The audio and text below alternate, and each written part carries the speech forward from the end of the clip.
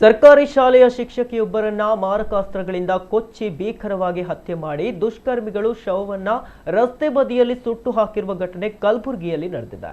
57 ವರ್ಷದ ಜ್ಯೋತಿ ಕೊಲೆಯಾದ ಶಿಕ್ಷಕಿ ಟಿಕೆ ಬೀದರ್ನ ವಂಚರಖೇಡ ಗ್ರಾಮದಲ್ಲಿ ಶಿಕ್ಷಕಿಯಾಗಿ ಕಾರ್ಯನಿರ್ವಹಿಸ್ತಾ ಇದ್ರು.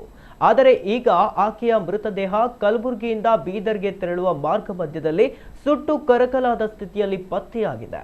ಕೊಲೆ ಮಾಡಿದ ದುಷ್ಕರ್ಮಿಗಳು ನಂತರ ಪೆಟ್ರೋಲ್ ಸುರಿದು ಬೆಂಕಿ ಹಚ್ಚಿದ್ದಾರೆ. ಇನ್ನು ಈ ಕೊಲೆಗೆ ನಿಖರವಾದ ಕಾರಣ ತಿಳಿದು ಬಂದಿಲ್ಲ. ಈ ಸಂಬಂಧ ಪ್ರಕರಣ ದಾಖಲಿಸಿಕೊಂಡ ಪೊಲೀಸರು ತನಿಖೆ ಮುಂದುವರೆಸಿದ್ದು ಆರೋಪಿಗಳಿಗಾಗಿ ಬಲೆ ಬೀಸಿದ್ದಾರೆ.